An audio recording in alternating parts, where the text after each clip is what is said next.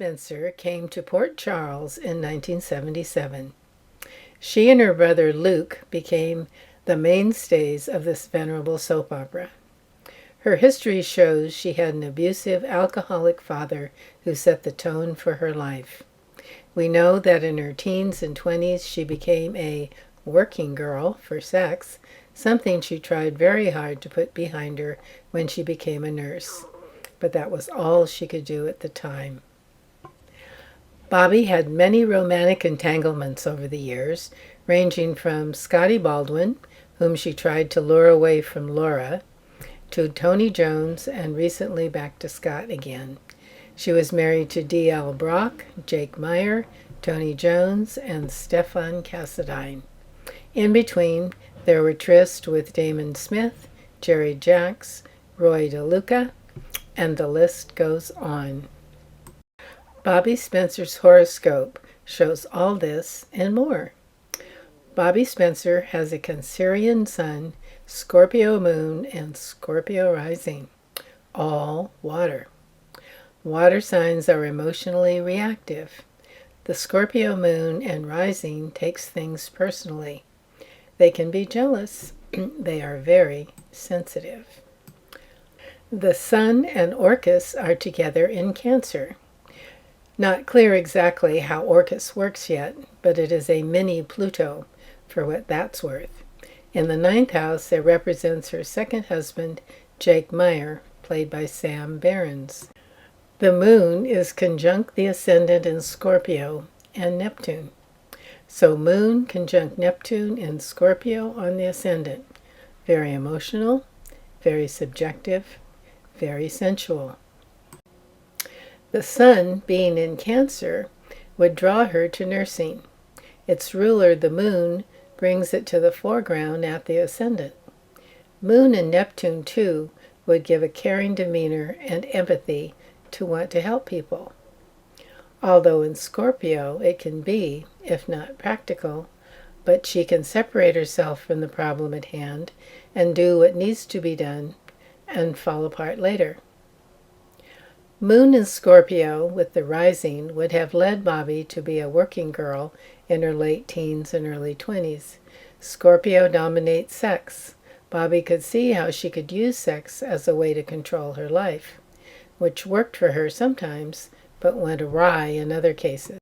In Bobbie's history, it's been referenced that her father was an abusive alcoholic, which caused Luke to become very protective of her. Pluto and Uranus are together in the 10th house of Dad. Pluto here would say Dad would be abusive. Sandwiched between Uranus and Mars, it would say so most definitely.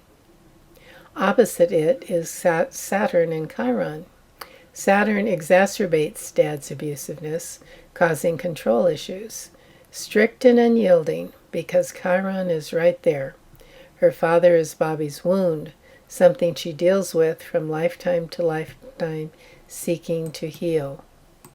Mercury and Venus are in Leo. This gives her her endearing qualities. She loves to entertain and be featured in the nurses' ball each year. Her inner actor comes out at such times. Leos also love children, and it has been Bobbie's quest to have children of her own all these years. While the sun can reflect the dad and her independent nature, and the moon reflects the mom and unconditional love nature, Venus is who we are in the chart.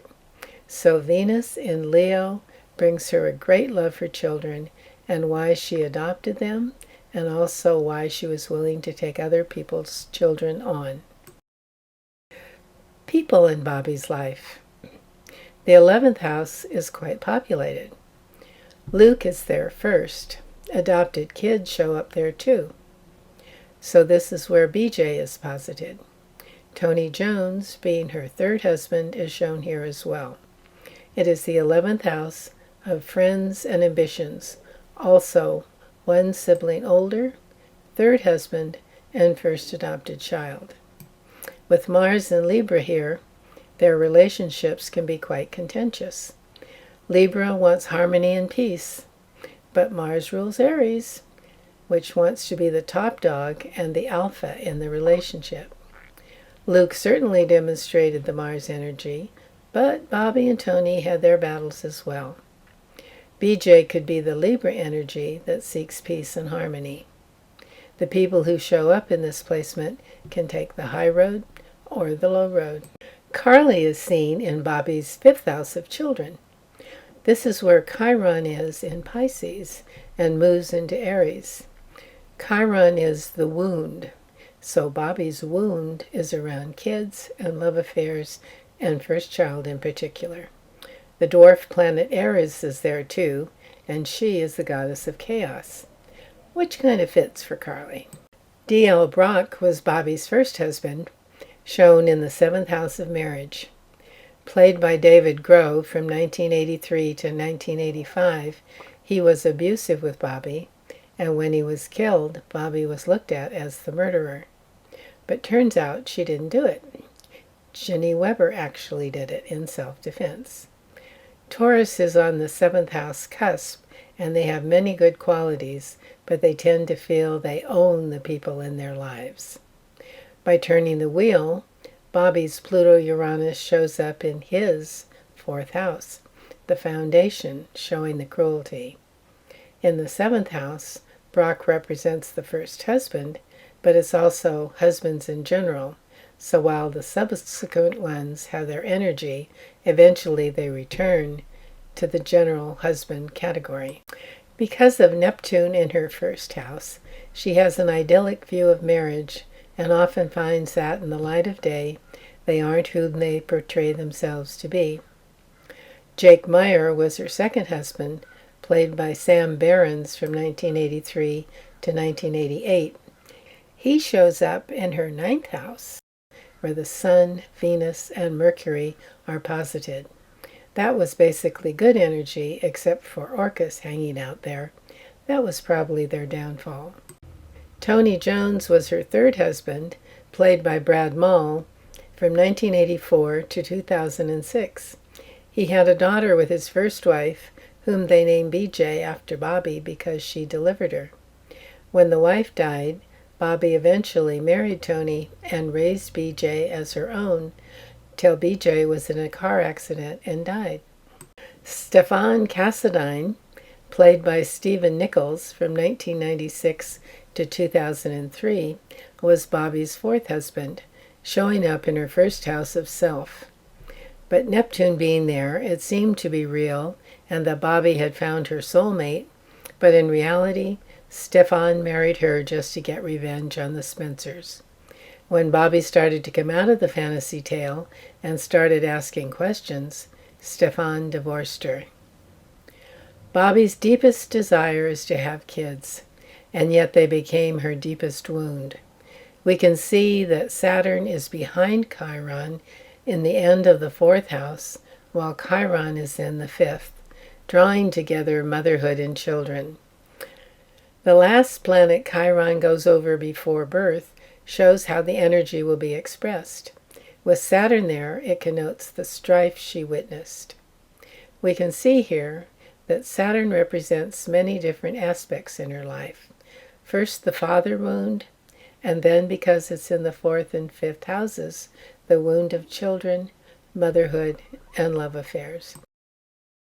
Now let's look at Bobbie's Chinese astrology chart.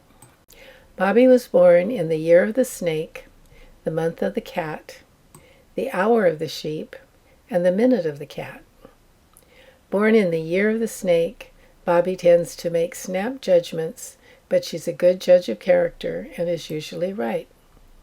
Born in the month of the cat, she never truly feels good enough or equal to the other women she competes with. Born in the hour of the sheep, Bobbie often feels victimized at times. Her Achilles heel has been her feelings that life just doesn't work out for her, but she's made it her quest to right that wrong. And as the years went along and the energy moved into the monkey, she resolved that it was never going to happen again, and she made moves to make sure it didn't.